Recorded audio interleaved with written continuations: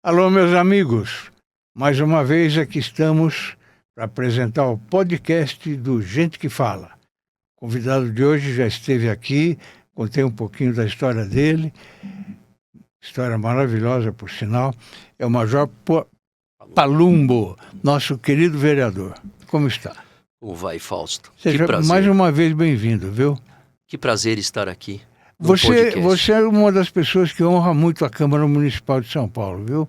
Puxa, Fausto, Fique sabendo disso. é um trabalho Eu difícil. acompanho de perto o seu trabalho.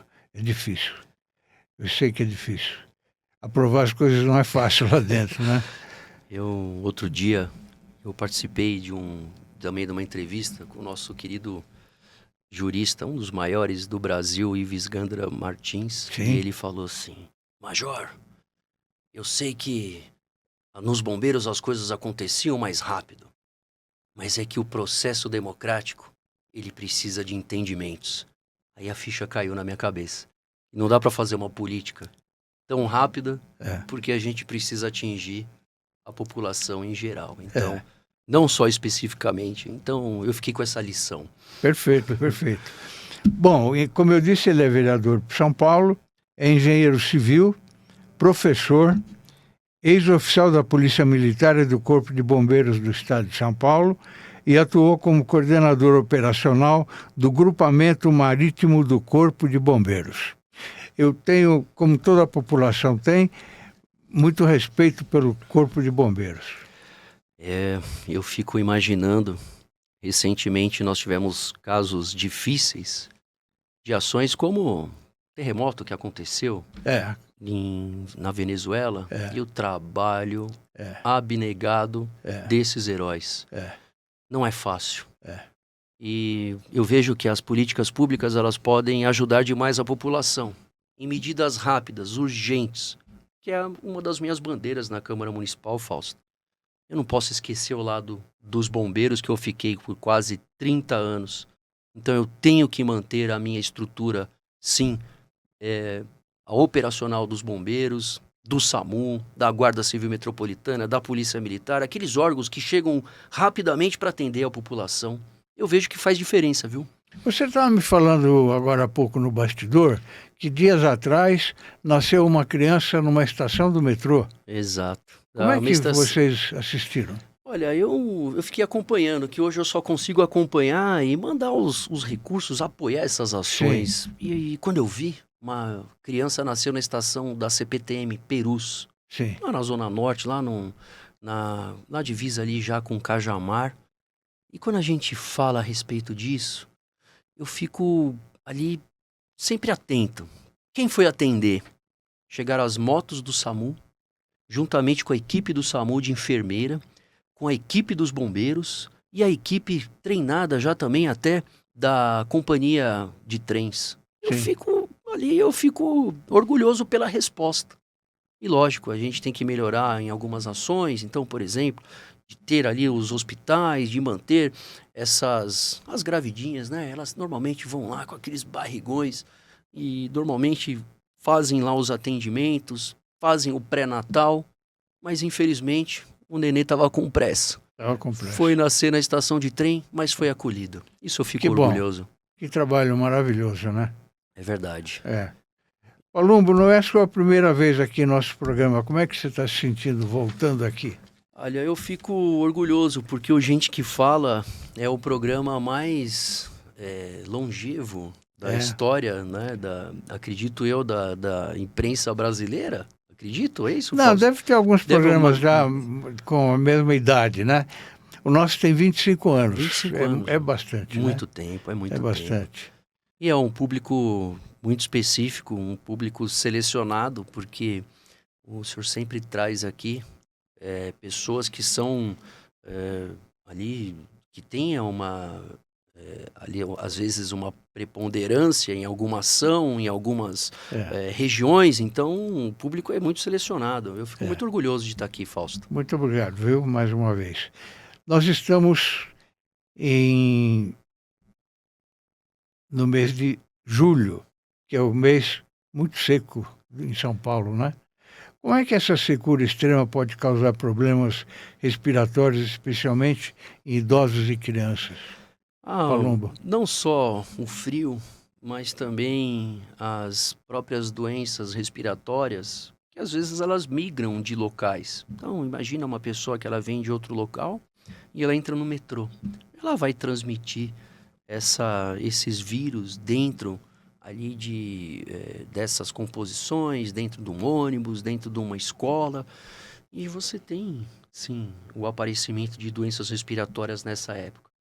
Junto com o frio, junto às vezes com uma baixa imunização. E a gente tem que perceber isso de uma maneira especial, eu vejo, na cidade. Cidade com 12 milhões de habitantes, nós temos que estar atentos. Por exemplo, que ligação que eu faria com as ações que a gente votou? Eu votei pela ampliação do Instituto Butantan. Vou contar por quê. Eu não lembro agora a época, perto de 2010, teve um incêndio muito grave lá no Instituto. Todas as partes do museu e também de muitos estudos foram perdidos, até da época do Vital Brasil. E eram estruturas, parecia uma cabaninha. Sem brincadeira.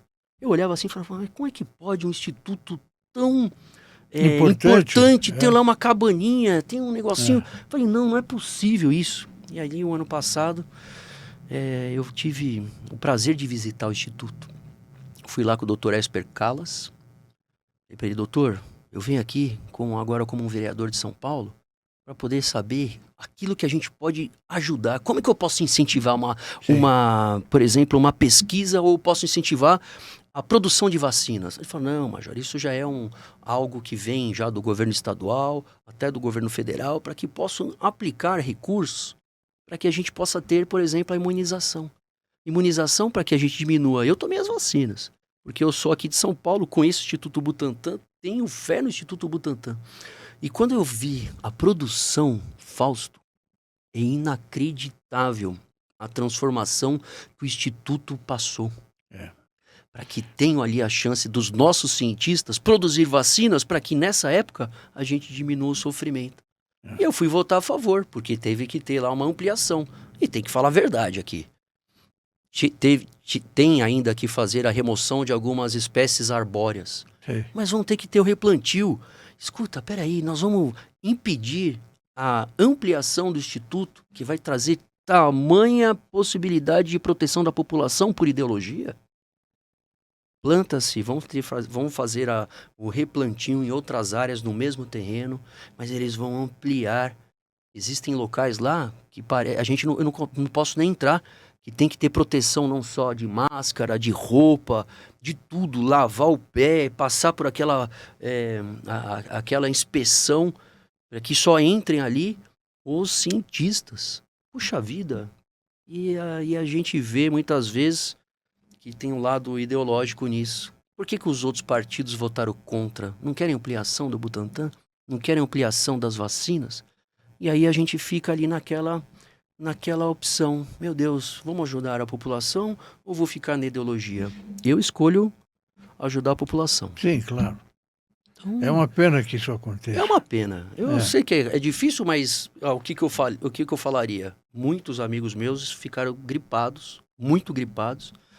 Eu tomei a vacina no começo, logo que abriu. Eu tive a oportunidade, então eu já fui lá. Tomei as vacinas, né? Tinham alguns conjuntos de vacinas. E eu tive contato com o vírus, porque eu fiquei com uma pequena coriza. Sim. Mas eu não tive nenhum aspecto que pudesse me derrubar. Felizmente. Que nem os meus amigos que não tomaram. É o Instituto Butantan, eles são cientistas e eu tô com eles, Fausto. Eu acho que a gente tem sim, como a gente é de São Paulo. É uma entidade de muito respeito, É muito né? respeitada, muito. No inverno, a Prefeitura ativa a operação Baixas Temperaturas, né? Já começou desde o mês passado, junho. Como é que os bombeiros e a GCM trabalharam e continuam trabalhando para evitar que pessoas em situação de rua morram de hipotermia nas calçadas? Eu vejo que tem que ter um trabalho muito sério e também a gente tem que ter políticas públicas, olha aí. Ó. Infelizmente a gente ainda continua vendo. Mas essa ação aqui eu já acompanhei algumas operação de baixa temperatura, então Um rapaz, Essa aqui as famílias principalmente, Sim. e quem dorme na rua, vai lá, recebe um cobertor, recebe comida, recebe alimentação, recebe uma bebida quente. E ele é o mais importante, ele é ali tentando, né? As pessoas tentam convencê-lo a ir para um abrigo, a ir para um local onde Muitos ele não querem, né? não querem. Mas por que que ele não quer? A gente fica olhando. Por que que essas estruturas são sempre... elas querem combater ali as pessoas que estão na rua e achar que aquelas estruturas que você vai ceder alguma coisa para ele que está na rua, ali é digno. Eu acho que não é digno. Não é digno ele morar embaixo da ponte. Não é digno ele ficar nas praças. Não é digno ele ficar na rua.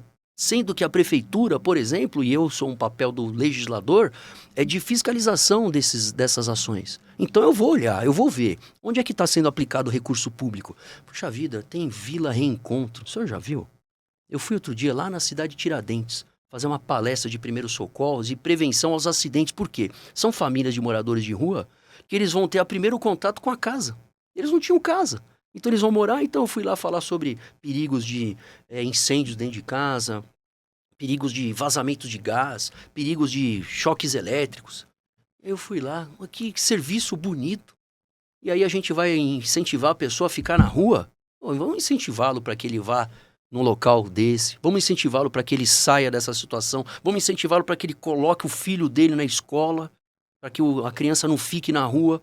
Eu passo nos faróis quando eu vejo lá alguma criança que fique ali vendendo bala ou fazendo alguma coisa. Eu falo assim, por que ela não está na escola? Ela tem que estar na escola, porque senão, se ela continuar ali e ela continuar vendendo bala, e aí muitas vezes Não vai ter futuro. não vai ter futuro. Aconteceu aqui. Eu trabalhei como policial, Fausto, aqui nessa região da Paulista, em 1997 e 98. Então eu era tenente na época, e aí eu fiquei com muito contato ainda com os policiais que trabalham aqui. Eles falaram para mim, Major, estamos precisando de ajuda. Temos aqui um dossiê. Pegaram cerca de 48 menores que foram ali identificados, que já foram apreendidos pela própria polícia aqui na região por roubo, furto de celular e entre outras. Por que ele me entregou esse dossiê? Porque eu fui pedir ajuda para o Ministério Público. Eu falei assim, Ministério Público, eu preciso... fui falar com o Dr. Paulo Sérgio. Falei, Dr. Paulo Sérgio, por favor, olha, essa aqui é um caso muito específico. É um dossiê de menores que estão sendo cooptados pelo crime, às vezes vendendo bala na esquina aqui. E a gente acha que eu estou ajudando ao menino. Não estou ajudando ele. Eu estou ajudando ao cara que está cooptando essa criança e, infelizmente, ali usando da criança para vender a bala, e aí às vezes ele pega todo esse recurso, leva para um prédio onde ele tem, fico ali fazendo essas observações do movimento aqui da região e, infelizmente, ficam cooptando esses meninos. Aí que eu pedi ajuda, traga o conselho tutelar, fala para que ele possa pegar esses meninos aqui, foram apreendidos 12, 13 vezes, Fausto, isso aí não pode. 12 vezes? Aí eu falei, escuta, vem cá, cadê sua mãe? Ah, ela tá lá não sei aonde, ela não vem. Tá bom, ela não vem? E o conselho tutelar? Não vem. Não é que não vem. Não vinha, que agora estão vindo. Com a mão forte do Ministério Público, a gente conseguiu ali que o Conselho Tutelar estivesse presente e tomasse conta dessas crianças. Uma parceria. Pô. É isso. E aí pode ver. São ações de parceria, de operações de segurança pública, operações que a prefeitura nunca pôs a mão. O senhor já viu isso? No passado, a prefeitura nunca tinha colocado a mão na segurança pública municipal. Era sempre algo mais baixo, era mais recursos mais ali muito curtos, não é? Recursos que não tinham a possibilidade de poder incentivar algumas políticas públicas. Se eu puder falar, eu acho que é legal. Por exemplo, vamos colocar um recurso para que a gente tenha o Smart Sampa. O Smart Sampa hoje, a gente tem os recursos de que quase 50 mil câmeras vão juntar com o Muralha Paulista, que é um outro programa do Estado. Nós vamos conseguir chegar em mais de 100 mil câmeras. E o que significa isso? Significa que se ele for identificado, já condenado, ou alguma pessoa que foi ali, está foragida da justiça, ela pode ser reconhecida pelo sistema de câmera. O sistema de câmera vai conseguir identificar, manda para a central, e aí daqui a pouco vem uma integrante da Guarda Civil Metropolitana para fazer essa prisão. Vem um integrante da Polícia Militar para fazer essa prisão. A gente vai limpar a nossa cidade de criminosos que tentam tirar o sono da população. Mas eu só vejo isso com uma integração. Quando eu cheguei em 2022, ainda era muito pequena. E foi uma das coisas que eu fui falar pro prefeito. E o prefeito Ricardo Nunes, ele escuta os vereadores, né? Então eu fui falar para ele, pô, prefeito, por que a gente não ajuda e por que o senhor não traz um grande orçamento para Guarda Civil Metropolitana, para segurança urbana e traga a Polícia Militar? Como? Com operações. Pode olhar aqui no centro, pode olhar aqui na Paulista. Policiais com um colete amarelo. É a operação delegada. Eles estão no horário de folga, essa que é a parte ruim. Mas a parte de folga, a gente sabe que eles vão fazer uma ação, que estão sendo pagos pela prefeitura e que vão tomar conta da segurança da população. O polícia é a polícia 24 horas por dia, né? Exatamente, Fausto. Então, quando ele trouxe a Polícia Militar com mais de 2.400 vagas para ampliação da operação delegada, os policiais estão na rua. É 2, 3 em cada esquina. Exatamente para garantir a segurança. E ali, com o sistema de monitoramento, a gente consegue ter uma ampliação da segurança urbana na cidade. Trazendo quem? Trazendo a Polícia Militar. Então, uma grande parceria do prefeito Ricardo Nunes com o governador Tarcísio, porque antes tinha sempre aquela rusga, a prefeitura faz a sua ação, o Estado faz a sua ação. Escuta, vamos parar com isso? Agora faz junto. Vamos integrar. Na hora que integra, pronto, o resultado está aí. Os menores índices, apesar dessas notícias que a gente tem, sempre de assaltos, de ações, de crime, os índices são os mais baixos da história. Voltando aos moradores de rua, Palumbo, a gente sabe que muitos são formados, né? Estão na rua porque, sei lá, morava só ele e a esposa morreu, ele não tem para onde ir, foi para a rua. E coisas do tipo, brigas de família e tal, vai para a rua. E pessoas que, se chegar alguém, como você está dizendo, para dar assistência devida, vai recuperar novamente. Certo? Eu estou acompanhando, porque existem programas da prefeitura para isso. Para que ele possa entrar no programa de Operação Trabalho, ele possa fazer alguma ação. Isso. E retornar à vida, né? É isso, porque muitas vezes eles estão lá. Quem que vai chegar para esse cara? Vai chegar para ele e vai falar assim, ó, tudo bem? Eu tenho umas pedras aqui, ó, de crack, vende para mim aí. Pronto. Se o traficante chegar, ele vai pegar o cara primeiro. Então, se a gente vai, faz um trabalho bonito desse, tira ele dessa condição indigna, coloque ele num local digno, para que ele possa produzir, para que ele possa fazer as ações, eu vejo que a gente consegue diminuir a população. Consegue sim. Embora nós temos aí uns registros, né, porque eles são registros... Eu fico sempre de olho nesses números, mas por quê? Então, muitos órgãos de imprensa, eles pegam os cadastros únicos que são registrados na cidade e colocam que, puxa vida, desde 2022, cadastraram na cidade para ter acesso às políticas públicas de assistência, ele tem que ser cadastrado na cidade. Então, eles falam que os moradores de rua aumentaram, mas eles nunca colocaram os programas de saída, nunca fizeram... um rebatimento que somente com um censo adequado, ele pode dar o número exato de pessoas que são moradores de rua na cidade. A cidade vem fazendo o seu papel. Eu, como vereador, fiscalizador e também para mandar recurso, eu venho fazendo isso. Para quê? Para que a gente tire essas pessoas dessa condição. O que a gente não pode fazer, na minha opinião, é incentivar que ele continue embaixo da ponte, que ele continue dormindo ali, que ele continue sendo ali, às vezes, o braço do traficante, que vai cooptá-lo também, porque ele não vai ter outra opção. Então, eu vejo que a gente tem muito trabalho falso para fazer aqui. Palumbo, didaticamente, é muito comum no frio as pessoas acenderem fogueiras para se aquecerem, né? E o risco é enorme. Nossa, esse risco, não só por causa do incêndio dentro de uma estrutura, porque o fogo, Fausto, imagina que se a gente coloca uma fogueira aqui, no entorno, ela pode até nem ter o contato com ninguém para que ele possa ter ali, por exemplo, uma propagação do fogo. Só que o calor, ele se acumula nas partes superiores. E as pessoas, às vezes, nem se ligam nisso. E o pior, se for dentro de alguns ambientes, vou ligar, e você vai ver. Normalmente, Tem os casos durante o inverno, e em inverno rigoroso, do jeito que a gente está tendo, casos de pessoas que acendem, às vezes, churrasqueiras, acendem fontes de calor, como fogão, por exemplo, como, às vezes, até estruturas improvisadas de aquecimento. Se eu acender uma churrasqueira dentro do ambiente, ela vai aquecer o ambiente? Vai. Só que ela vai consumir o oxigênio. O risco é muito grande. Muito grande. Então, acontece muito em chalés, no interior, locais onde as pessoas vão por causa do frio, e aí eles vão acender, por exemplo, uma churrasqueira dentro do ambiente. Ele consome o oxigênio que você precisa para o seu metabolismo. Normalmente acordam, quer dizer, nem acordam. Depois são lembrados ali pelas pessoas, parentes, poxa, meu tio e minha tia não voltaram lá da viagem que fizeram.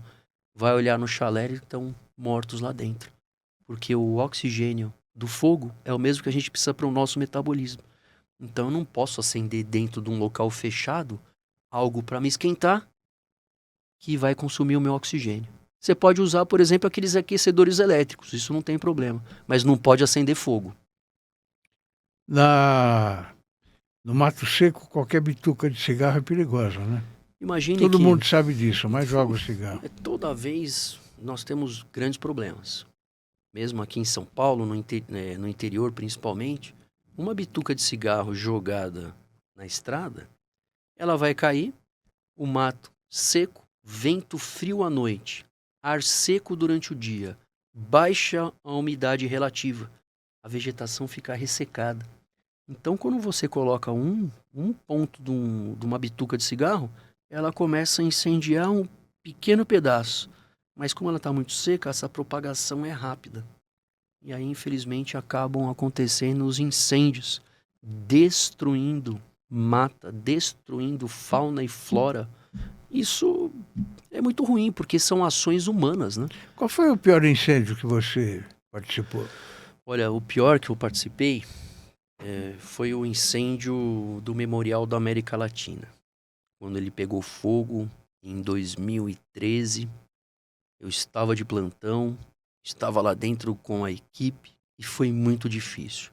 Não foi por causa de bituca, possivelmente um curto-circuito.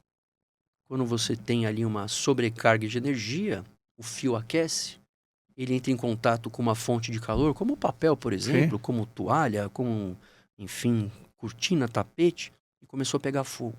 E aí ele se propagou com rapidez. E fez com que toda a estrutura do memorial, do auditório Simão Bolívar, entrasse em chamas. Eu vi aquele tapete da Tomiotaki pegando fogo e me doeu no coração. Eu ainda até tentei jogar água ali para tentar apagar, mas não teve jeito, que a propagação foi muito rápida. Que judiação, né? Judiação, mas depois foi um trabalho. É o maior tapete, está no Guinness aquele tapete. Mas ele foi depois feito novamente. Eles restauraram. Eles fizeram uma réplica, né, do tapete e ficou muito bonito. Então, quando todos que entrarem lá no memorial, no auditório, quando você entra pela porta principal, dá uma olhada no lado. Tem um capacete de bombeiros que os nossos queridos administradores lá do memorial mantiveram. E eu fico muito orgulhoso quando eu vou lá, em homenagem ao trabalho que a gente fez. Que bom, que bom. Major, São Paulo sempre sofreu com enchentes em grandes chuvas. Quais são os pontos mais críticos da cidade hoje? Eu participei recentemente, nós terminamos a operação da Comissão Parlamentar de Inquérito, uma CPI, para apurar as causas das enchentes lá do Pantanal da cidade, lá na região da... Nossa, aquilo vem de longe. Da Zona Leste, ali de São Miguel Paulista. E ali eu vejo como o principal ponto, porque não é em relação às enchentes, é uma área de alagamento, que ela foi ocupada desordenadamente, e na hora que o rio enche, ela vai ocupar naturalmente aquela parte que é um pouco mais baixa dos leitos. Então, a gente tem que ter algumas ações importantes. Ações que possam, as políticas públicas, fazer ali as devidas manutenções locais, de córregos que chegam, da contenção de espaços, porque são aterradas as áreas do rio. às vezes meandros, que são aqueles lagos que ficam entre os rios e acabam sendo totalmente ali tapados por causa da exploração clandestina de habitação. Então são grandes ações que a gente precisa fazer, controlar, não permitir um número de habitantes numa área onde a gente não tem como manter ali a dignidade de ninguém, porque o rio vai encher. Não tem como você fazer um muro igual os polders da Holanda. Não tem como. Ali não tem como você montar isso, porque você vai ter que controlar, tirar aquelas pessoas da maior vulnerabilidade, na minha opinião, fazer com que a gente tenha obras estruturantes para que eu possa fazer a manutenção do rio. Dragagem do rio, literalmente. Limpeza dos córregos para que a água possa fluir. Mas as ações humanas, elas são essenciais e a gente precisa fazer esse trabalho, sabe quando? Nessa época. O que adianta em janeiro ou eu chegar em novembro, dezembro e começar a ter limpeza de córrego, limpeza de bueiro? Já é tarde, né? Já é tarde. Eu, agora em abril, logo depois das chuvas, eu pedi um recurso lá na estação, não sei se você lembra, Fausto, mas teve uma estação do metrô na Zona Norte, Jardim São Paulo, no ano passado, o ano passado, isso mesmo. Ela teve uma chuva tão intensa que a água desceu e fechou a estação. Ela foi para dentro da linha do trem. Eu vi a imagem. E aí, esse ano, eu pedi um recurso, porque eu, como bombeiro, eu queria saber o que acontecia. E aí, um recurso para a gente fazer a instalação de novas tubulações no entorno da estação. Chegamos lá, umas galerias com uns tubinhos desse tamanho. Tudo assoreado. Quebra tudo. Aí colocou uns tubos lá de 1,40 m. Eu entrei dentro do tubo, fui lá, desci e fui olhar tudo. Eu aplicando o recurso. Sim. Aplicou o meu recurso, que a gente colocou lá quase R$1.400.000 numa obra. Aí eu fui olhar. Eu desci lá no bueiro, coloquei meu capacete, fui olhar tudo. Não, tá tudo pronto. Ok. Então eu espero que essas ações, longe da época de chuva, possam resolver ou mitigar aquela situação local. Que é o que a gente tem que fazer nos outros locais da cidade.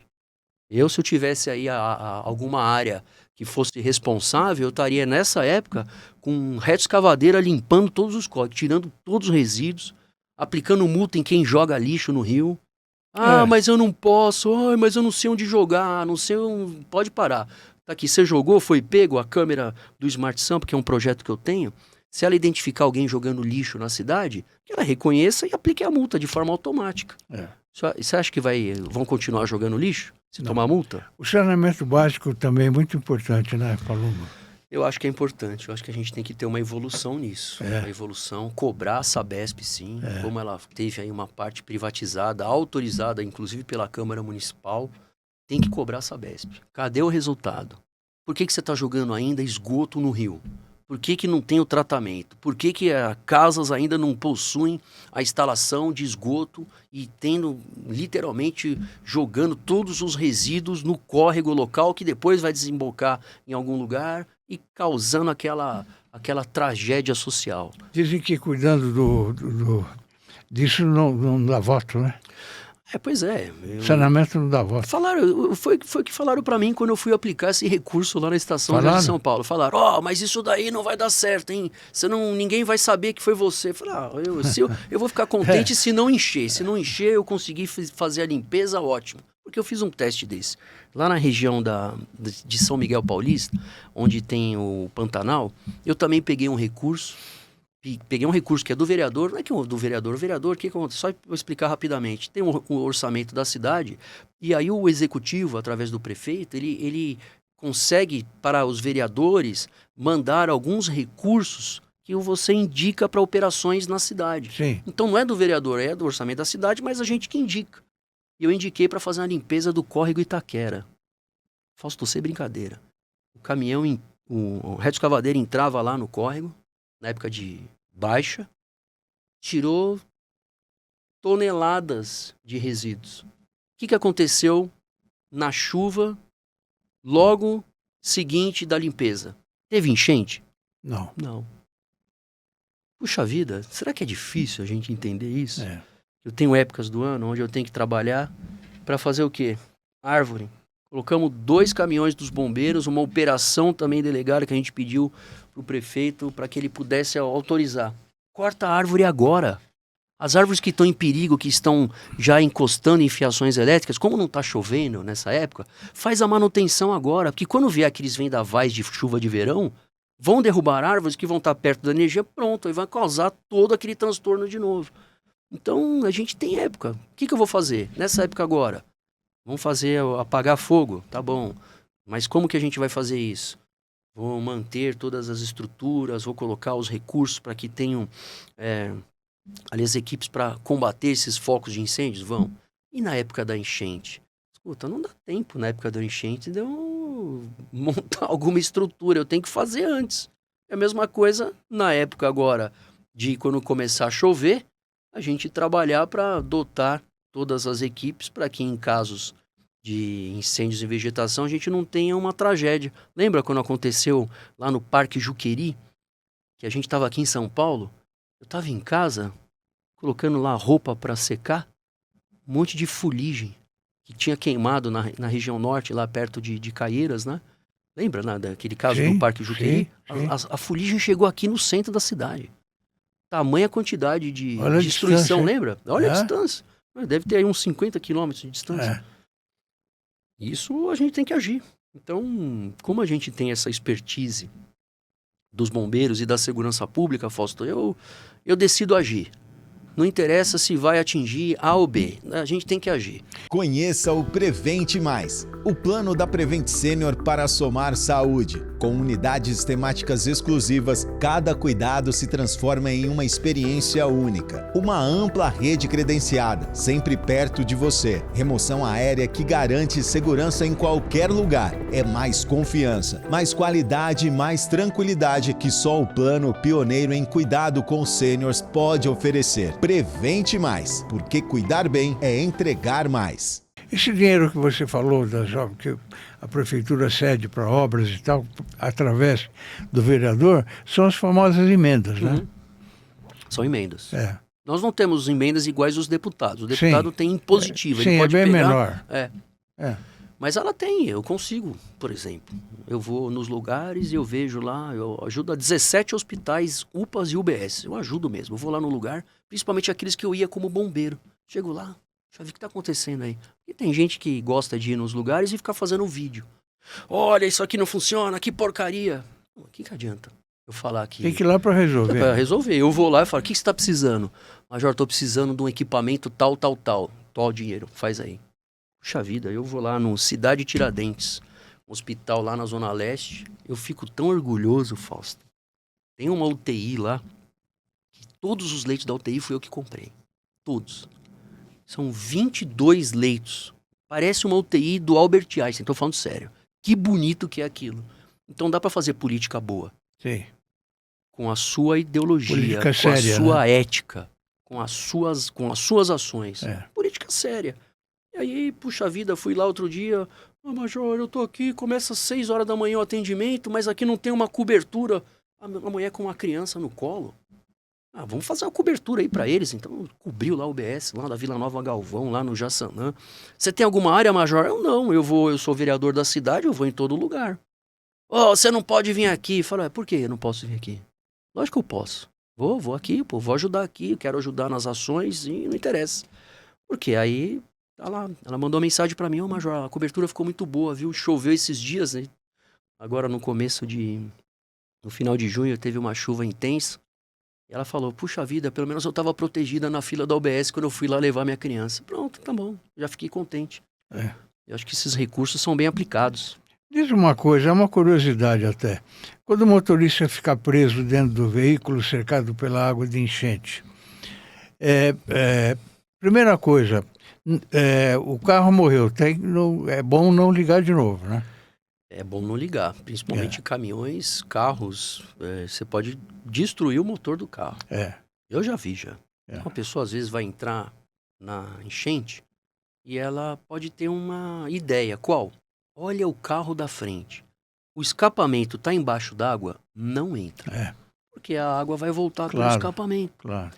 E às vezes morre o carro, aí entra água no motor. Ele tenta ligar, as válvulas quebram tudo. Então, imagina, o pessoal até brincava, né, com aqueles carros mais antigos. Pô, o carro lá, o Maréia, tô dando exemplo. 16 válvulas, meu Deus do céu, na hora que ele ligava, 16 válvulas quebradas. Então, eu não posso ter ali uma ação quando tem um veículo embaixo d'água. E o carro para recuperar depois de uma enchente é muito difícil, né? Eu vejo que depois, se eles secam e conseguem não quebrar o motor, as partes elétricas secam e ele troca lá uma coisa ou outra, enfim, do carro, ele consegue. Agora, se ele entrar na enchente e tentar movimentar o carro depois que ele apaga, ou se não, tentar algum jeito ali de botar ele para funcionar, o prejuízo é maior. Mas o que eu falo é que as pessoas quando vêm, lembre-se da metade da roda. Se a água estiver abaixo do escapamento, tenta sair do local, mas para você fazer um caminho alternativo, pra você não ficar preso. Mas se a água estiver abaixo, acima da metade da roda, cobrindo o escapamento, Fausto, não entra, seu carro vai apagar ali. A não ser que você tenha um Jeep. O escapamento saia por cima do veículo, sabe aqueles Jeeps preparados? Tudo bem, aí não tem problema. Agora, se um carro normal, faz um caminho alternativo, procura um abrigo, espera passar a chuva. Essas chuvas, pelo que a gente vê, ela chove normalmente no verão muito forte, logo nos primeiros 10, 15 minutos, enche, deu meia hora, 20 minutos depois, já baixou tudo de novo e você vai embora. Vai perder meia hora. Melhor perder meia hora em segurança do que você ter o carro arrastado. Palumbo, na madrugada do último dia 20, aconteceu um alerta que foi hackeado, né? Qual é a sua visão sobre isso? É um perigo, porque se aconteceu aquela vez, pode acontecer de novo. Eu acho que sim. Eu também, da mesma forma, eu peguei um recurso meu, coloquei num alerta para a população da região lá também de São Miguel Paulista, das enchentes, para que ele pudesse receber pelo um aplicativo, saia daí. É um sistema forte, é uma chuva forte. Você mora em risco. Deixe sua casa. Exatamente para não ter vítima. Para ninguém ficar ali em deslizamento de terra, desmoronamento, mas enfim. Aí quando a gente tem um sistema eu acho muito positivo. Porque ele independe da sua ação. Sim. Olha, chuva intensa, se proteja. Quantas vezes eu já recebi e me protegi? E eu fiquei muito preocupado com essa ação. Quer dizer que é um sistema frágil, ou talvez de pessoas que não estão tendo o devido cuidado com um sistema tão importante e que deveria ter. Porque isso daqui significa confiança, Fausto. Imagina que eu tenho a confiança que eu vou chamar os bombeiros e eles vão chegar. Puxa, e no dia que você chamar eles não chegarem, o que vai acontecer com a sua confiança? E essa é a verdadeira defesa civil, né? Exatamente. O que vai ser da defesa civil? Uma misantropia. Então deu para ver que foi um ataque. E talvez as pessoas que estão gerenciando esse sistema não saibam nada sobre defesa civil. Ah, tá bom, é mais uma ferramenta que eu tenho aqui. Escuta, vamos ter seriedade para tocar algumas políticas públicas, principalmente de emergência. Imagina lá se a gente tem um sistema que caia de internet. Caiu. Esse aí não. Esse é sistema telefônico, ele entra pelo SMS no seu telefone. Onde você estiver, você vai receber. Imagina num caso que nem o terremoto da Venezuela. Caíram todos os sistemas de internet. Não funciona, porque a torre quebrou, o fio quebrou. O que você vai fazer? Eu vou mandar isso aqui via outro tipo de tecnologia. Imagina que a gente vai se comunicar. Atenção, novo terremoto. Novas situações, procure ajuda em tal lugar, você vá para tal lugar. Quer dizer, isso é um sistema muito importante, Fausto. Eu fiquei assim mais fiquei bravo mesmo quando aconteceu isso, porque eu recebi essa mensagem. Sim. 1h30 da manhã, mais ou menos. Foi de madrugada. O que aconteceu? Aí na hora que eu vi, puxa, que pena. Então, acho que a gente tem que ter seriedade, porque muitas vezes colocam pessoas para tomar conta disso aí que nunca foram da defesa civil, de bombeiro, nunca atenderam ninguém. Aí o cara tá lá, puxa, eu fui indicado por alguém aqui, não sei nem o que é, e larga. Então tem que ter seriedade com isso. Isso aqui é um alerta e a gente não pode perder a opção de ter essas políticas públicas para alerta da população. Qualquer país sério vai para fora. Os Estados Unidos, a Copa do Mundo, né? Vi lá, eles têm alertas.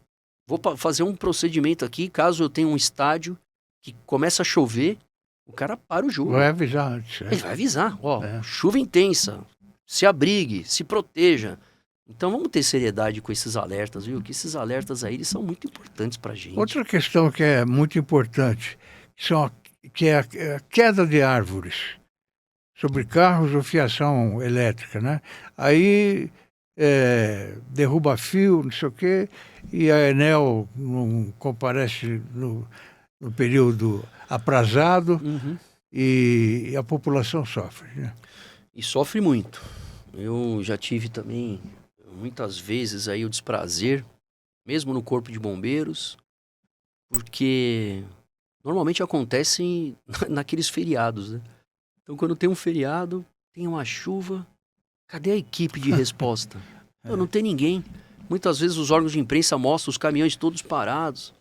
E, puxa vida... Está todo mundo de folga? Se você tem uma concessão, você tem um serviço, você tem a obrigatoriedade de ter as equipes de plantão. Olha, não tem problema e o pessoal da Enel, os profissionais, os caras são gente fina. Eu trabalhei com muitos aí nas ocorrências. Mas isso aí é um problema de administração, não do funcionário. É gestão. E ali tem que ter a mão pesada de quem? Não é do prefeito, não é do governador. Porque aqui... a atribuição, cada ente tem uma atribuição. Nós temos atribuições, por exemplo, de fiscalização do uso do solo na cidade. O Estado de meio ambiente. O governo federal de transmissão de energia. Escuta, aconteceu. Eu tenho um contrato. A gente viu que o contrato não deu certo. Cadê a mão pesada do governo federal para falar, para exigir isso? Os caras esquecem a gente aqui? A maior cidade da América Latina falou, vem cá, cadê a sua equipe? Não sei, não atende, não quer saber, e isso é um problema do Ministério, do governo federal. Ele tem que vir aí e falar, por que você não vai atender os caras? Cadê a mão pesada exigindo, por exemplo, você não atendeu? Tá bom, vamos romper seu contrato. Faz outra licitação, chama outro. Claro. Não, putz, mas pelo que eu entendi aí, querem até renovar antes do término do contrato. Ei. O prefeito não quer. Não, mas aí que tá, mas não depende do prefeito. Depende do governo federal. As ações que a gente tem, elas são ações que elas são ligadas, essas atribuições, elas são federais. Eu posso gritar aqui como vereador, o prefeito pode gritar, o governador pode gritar, e eles têm que tomar providência. O prefeito está gritando faz tempo. Eu sei, Fausto, mas aí a gente grita, a gente mostra. Vem cá, ô ministro, dá uma olhada aqui. Eu acho que o ministro é um cara decente. O cara tem que olhar e falar assim, peraí, aqui não tem ideologia, tem serviço. Se o cara não está cumprindo, vamos substituir seu contrato. Ih, puxa vida. E os caras lá, porque é uma empresa italiana, o cara corre lá em cima no governo e falou, peraí. Não, você vai deixar a população na mão? É normal ficar 3, 4, 5, 7 dias sem energia? Palumbo, a gente está mostrando aqui o nosso portal. Eu já te mostrei da outra vez que você veio. Faça artigos sobre a sua atuação como vereador. É importante. Vai ser uma honra para mim, Eu publico Fausto. Com muito prazer, tá bom? Vai ser uma honra. Você deve ter muito assunto para escrever. A gente tem esses assuntos ligados aí a nossas pautas, né? Eu acho que é importante. E o leitor ficar bem informado. Bem informado. Né? Acidentes com veículos. Quando acontece um acidente feio no trânsito, Palumbo, qual é a primeira coisa que a equipe de resgate precisa fazer para tirar as pessoas dali com segurança? Olha, a primeira coisa, a gente precisa chamar o socorro.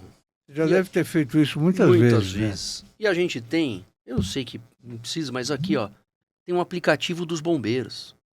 E esse aplicativo, eu preciso que você tenha a chance de baixá-lo. Baixe esse aplicativo. Sem brincadeira, Fausto, esse aplicativo é oficial. Ele dá a localização exata onde você está. Sim. De repente é numa estrada, de repente é numa via que você não conhece. Baixa o aplicativo, esse aplicativo é excelente. Se você chama os bombeiros, eu já tenho lá o acionamento. E ali eu consigo diminuir o tempo de resposta, minimizar o dano sofrido pelas pessoas que estão aí nos acidentes. Tem que tomar cuidado para a gente não se colocar em perigo. Por exemplo, imagina uma via de trânsito rápido. Cai uma moto na pista local da Marginal Tietê. Não, de trânsito rápido. que pode acontecer que às vezes você quer ir ajudar, pode ser atropelado, pode causar um outro acidente, pode piorar até, às vezes, o socorro dessa vítima.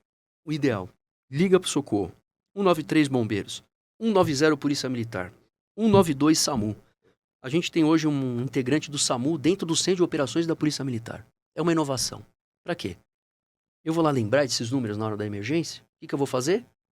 Já vou ligar para qualquer um deles. Então, você ligar para qualquer um deles, você já vai ter o atendimento, independentemente do número, aqui na cidade de São Paulo. Isso eu vejo que é diferente. Porque numa hora dessa aqui, como é que você vai fazer? Imagina um carro desse, capotado, uma vítima lá dentro. Bombeiros, inclusive os bombeiros aqui de São Paulo, estão numa competição. Está na moda agora os acidentes graves com os chamados carros de luxo, né? Verdade. Potências de motor, às vezes uma via liberada, e os acidentes, às vezes a gente acha que num dia tranquilo, que não tem trânsito, esses dias que estão acontecendo são os dias perigosos, porque via liberada, o cara pega um carro potente, dá uma pisada no carro, pronto, coloca em risco todo mundo. Eu sei que é difícil, mas a gente tem que ter essas ações de fiscalização para evitar esses acidentes, mas a gente tem que colocar a mão na consciência. O que você me diz sobre o trânsito em São Paulo? O trânsito é um trânsito difícil, é um trânsito caótico, são muitos veículos que passam na cidade. Motos. As motos eu vejo com uma boa ação, talvez uma das maiores ações do trânsito dos últimos anos. Tem a ver com o vereador Ricardo Teixeira. Presidente, puxa vida, o presidente da Câmara é um cara sensato, gosto muito dele. E agora, ele parece que é o governo federal que tem que autorizar isso. O que acontece é que uma inovação, toda vez que a gente falava de atribuições de trânsito também é federal. Então ele tem que fazer uma lei que vai valer para todo o país. Então ele precisa, por exemplo, a faixa azul. Aí às vezes eu fico vendo lá, escuta, não acredito que tem matérias da TV por causa de forma ideológica, colocando a faixa azul. Olha, aumentaram os acidentes na faixa azul. Olha o trecho inteiro. Não, é sério. Olha o trecho inteiro. Então, às vezes, ele pega um trecho só. Olha, é só o cruzamento entre duas avenidas. Aumentaram de 2 para 3. Nossa, aumentou 50%. E aí ele olha e fala assim, não, mas não aumentou. Se você olhar o trecho inteiro, pergunta para o motociclista se ele está feliz ou triste com a faixa azul. Se não diminuir os casos de acidente. Lógico que diminuíram. Então, políticas públicas precisam ser aplicadas para a gente melhorar a vida das pessoas. E não de forma ideológica para atacar A, B, C. Então, para mim, é uma das maiores intervenções e inovações do Código de Trânsito Brasileiro dos últimos anos. A faixa azul. Motos em todos os lugares. Eu também acho. Eu gosto muito desse processo. E esse exemplo vai ser seguido, você vai ver, por outras cidades. Pois mas eles têm que dar a mão à palmatória lá no governo federal e autorizar logo isso. Pelo amor de Deus, por que você vai falar, não, isso eu não quero? Cada trecho que fizer vai ter que ter autorização federal, é isso? Pois então já autoriza, coloca isso no Código de Trânsito. Código de Trânsito Brasileiro, CTB, vai lá e fala, olha, quando possível, nas avenidas, coloquem regras, com 3 ou 4 faixas que tenham ali uma faixa azul direcionada para que a moto possa andar ali. E aí vai ser bom porque as motos vão andar onde? Ali. Mas ele vai andar agora na faixa de ônibus. Não, você não pode. E o motorista de carro vai respeitar. Exatamente, já não respeita. Pegam lá a Radial Leste, quantos acidentes eu atendi na Radial Leste? Sério mesmo. Ali perto do metrô Tatuapé tem uma curva, que antes, eu até fui ver o histórico, era uma curva que ele vinha do centro, mas era uma curva chamada Curva da Morte, antes de ter o viaduto pela Salim Farah Maluf. Eles vinham, então tinha que fazer quase que um 90 graus para ele entrar de novo na Radial Leste. E aí, de tanta gente que já deve ter morrido ali, fizeram uma adaptação viária para fazer uma curva mais suavizada, bem em cima do viaduto. Puxa vida, eu vou permanecer com isso sabendo que eu tenho acidentes? Vamos ajudar. Eu vejo que, pelo menos esse lado humano meu, de quase 30 anos dos bombeiros, fizeram eu ter uma evolução para perceber de que Não adianta eu ter uma opinião ou uma ideologia e deixar de lado o bem-estar da população. Isso não vai levar Você a já nada. pegou acidente com carga química? Já, Que é um perigo nossa, danado. um perigo. Eu lembro uma vez, eu estava na Fernão Dias e meu irmão é químico. Meu irmão é Seu químico. irmão aqui. Meu irmão é químico. Aí eu tava indo pro local, caminhão de ácido sulfúrico tombou. Meu Deus do céu, e agora? Eu tinha treinamento, mas aí eu liguei pro meu irmão, falei, ô irmão, Márcio, e agora, cara? Tô com um caminhão de ácido sulfúrico. Como é que eu vou fazer pra... Meu Deus do céu, você vai ter que ter um monte de coisas pra você atender, mas quando eu cheguei lá, era um acidente com um caminhão. Mas o vazamento era muito pequeno. Então deu pra ter uma contenção com os equipamentos que a gente tinha. Que imagina, 25 mil litros de ácido sulfúrico caindo na Fernão Dias. Os curiosos têm que ficar bem longe, Imagina, né? tem que tirar todo mundo de lá. É. Você tem que fazer... Aí tem um caderno da ABQUIM, Associação Brasileira de Químicos. Os caras são gente fina demais. E eles deixam com a gente, tem treinamentos, posição do vento. Aí olha lá quanto de distância a gente tem que deixar isolado. Que roupa que eu tenho que usar para entrar ali. Mas a gente tem que dotar nossas equipes de emergência disso, viu, Fausto? E eles têm treinamentos, os caras são muito bons, viu? Palumbo, os novos carros elétricos usam baterias que são difíceis de apagar quando pegam fogo. Isso é verdade. Qual é o risco disso, hein? O risco é que, igualmente do nosso telefone, a bateria de íon de lítio, ela é selada e ela não tem contato com o oxigênio. E nem pode ter com água. E quando ela tem com água, ou com oxigênio, que a água também tem oxigênio, ela tem um processo de fuga térmica. Então, se eu tiver um furinho, toma cuidado com o celular para não deixar ele no bolso e sentar no celular. Porque às vezes você pode sentar e não perceber, aí a bateria quebra. Ela começa a ter uma fuga térmica, contato com o oxigênio. Eu não preciso acender nada. Isso faz com que os acidentes fiquem cada vez maiores. Puxa vida, então se eu não consigo jogar Aí é água... explosão mesmo. Aí tem explosão. É. Aí a fuga térmica, ela entra em combustão. Em muitos casos estão acontecendo. Talvez aí por uso inadequado, carregadores inadequados, fora das prescrições do fabricante, enfim. Mas os carros me deixam muito preocupado. E o ano passado a gente foi para a China. Eu fui para a China para que a gente pudesse ver lá nas fabricantes de veículos, que a gente foi ver ônibus elétrico. Eu tinha relatado a LDO desse ano, a lei do orçamento, diretrizes orçamentárias desse ano, né, da cidade. E eu queria saber, que eram muitos bilhões investidos em eletrificação da frota, de ônibus principalmente. 1.259, agora são cerca de 1.759 ônibus elétricos na cidade. É o maior da América Latina, é o maior contingente. E eu fiquei preocupado, que eu queria saber, mas na hora que pega fogo nisso aí, como é que nós vamos fazer?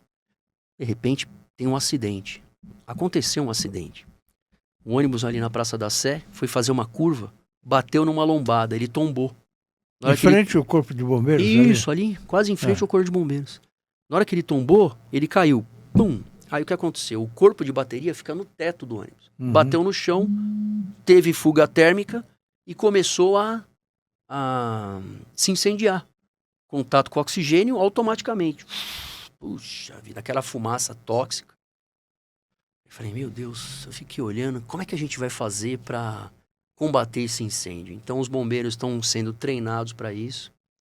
Parece até um contrassenso, mas a melhor medida mesmo é resfriar com água. Ele vai ter o choque térmico e a fuga térmica, mas ele vai diminuir a temperatura. E aí pode se usar, imagina que o ônibus está aqui, aí tem alguns cobertores térmicos que a gente possa cobrir o veículo. E o ônibus é difícil, mas ele é muito grande. É de quase 9 metros, né?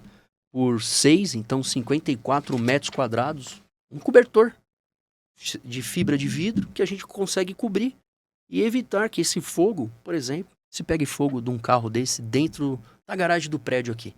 Como é que nós vamos fazer? Então tem que dotar os bombeiros desses equipamentos para que em caso de acidentes, como já aconteceram, a gente tenha uma resposta. Estão desenvolvendo alguns extintores que ainda não são eficientes. Mas eu tenho certeza de que cada vez mais essa tecnologia vai evoluir. Eles não estão colocando tamanha quantidades de íons de lítio numa bateria. Então ela não é um bloco mais, como era no começo. Agora estão tendo como se fosse pequenas folhas de bateria que elas são colocadas paralelas uma com a outra. Então elas são ligadas do tamanho aqui, por exemplo, dessa mesa, só que elas são folhas, são linhas, elas não são blocos. Então se pega fogo, ele só tem uma pequena fuga de cada parte da bateria e não por completo. Então isso diminui os acidentes. O excesso de carregadores também num prédio é complicado. Eu né? vejo que não. Eu vejo que pode ter o carregador, só que desde que eles sigam as normas vigentes. Então que ele seja feito por um engenheiro, que ele ligue na fiação e bitola de acordo com a norma. A fiação deve estar em ordem. Fiação em ordem. E que a gente tem a possibilidade de, por exemplo, quando eu vi lá na China, eu achei impressionante, porque todos têm placas solares nas casas. Uhum. E eles abastecem a placa solar e eles abastecem como se fosse uma bateria. Metade de uma televisão. Fica dentro da casa. E essa energia solar abastece esses módulos de bateria dentro de uma caixa, como se fosse um armazenador de energia, e o cara usa na casa dele sem ligar a energia da rua. Puxa vida, e aqui a gente está aumentando imposto de placa solar, de carro elétrico, ao invés da gente diminuir esses impostos para mobilizar as pessoas para que elas possam ter ali a possibilidade de usar essa energia solar. Então a gente vai taxar o sol agora? De novo? Parece até piada, né, Fausto? Parece piada isso. É a mesma coisa que estocar vento, né? Então, estoca vento, vou gastar energia do sol. Peraí, vou pagar imposto do sol? Eu fico abismado, porque eu tenho certeza que essas pessoas, eles são pessoas que viajam o mundo afora, conhecem realidades. Não seria legal? A gente estava falando aqui de corte de energia. Puxa vida, eu tenho uma placa solar que abastece uma bateria dentro da minha casa. E eu não preciso mais, por exemplo, da Enel. Não seria legal? Se eu precisar da Enel, eu vou lá e ligo. Pronto, ótimo, tudo bem. Mas, puxa vida, é isso. O número de motos em São Paulo cresceu demais, né, Palumbo? E vai continuar crescendo. Do quê? Em qual aspecto? De motoboys. Entregadores. Por causa dessas ações, a gente tinha... E isso é um emprego para eles, né? É uma situação difícil. Essa rapaziada, os caras são muito, muito legais. Eles são os caras que trabalham sol, chuva, entregam, vão. E eu gosto muito deles. Mas se arriscam muito. Se arriscam muito. Mas diminuíram, viu, Fausto? Diminuíram. Em 2005 até 2012, mais ou menos, tinham lá um número muito grande, quase 2 por dia morriam na cidade. Então, essas políticas novas, essas políticas do acesso da faixa azul, de alguns treinamentos, de locais aí que eles possam recarregar, às vezes, lá suas baterias, comer, enfim, tá dentro a cidade acolheu bem os motofretes, né? Eu não sou a favor do mototáxi, Fausto. Eu não posso fugir da conversa aqui também. Imagina uma moto, você colocar alguém na garupa e andar na moto pra gente transportar pessoas. Eu não subiria nunca numa moto. Eu sei, mas tem muita gente que poderia fazer. Mas o risco que eu vejo do motociclista e do passageiro é muito grande. E o pior de tudo, que a gente tentou. Então vamos fazer assim, as plataformas que fazem o aluguel disso, que são todos, tipo, as plataformas de online. Paga um seguro pro motoboy? Não quero. Ué, você não quer pagar um seguro? E a vítima na hora que ela cair? Ela vai ser atendida na UPA? Nós vamos pagar? Uma fratura do pé vai ficar mais ou menos R$120 mil. Só para você fazer lá a aplicação. Então, acho que a gente tem que ter uma responsabilidade. Quer colocar o serviço? Então, cubra a parte de seguro. para, em caso de alguém se acidentar, por exemplo, a gente ter lá o recurso. Mas a gente pode fazer tudo. Mas no dia que alguém morrer, vai culpar quem?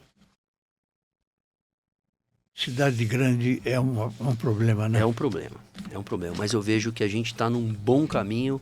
Eu vejo que nós votamos agora no último dia da legislatura do primeiro semestre 138 bilhões de reais no orçamento para o ano que vem. É o recorde histórico em 472 anos da cidade. Que bom. Paloma, infelizmente chegamos ao final do programa.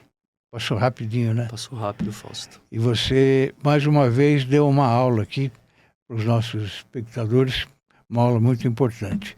Muito obrigado pela sua presença. Voltará mais vezes aqui, se Deus quiser, tá bem? Eu fico muito orgulhoso, Fausto. Um abraço a você e a todos os seus ouvintes. E não esqueça de mandar seus artigos para o portal. Deixa é importante, comigo. tá Vou bom? fazer isso. Ao amigo espectador, aqui fica o meu muito obrigado. Até a próxima. Se Deus quiser, fiquem com Deus. Tchau, tchau.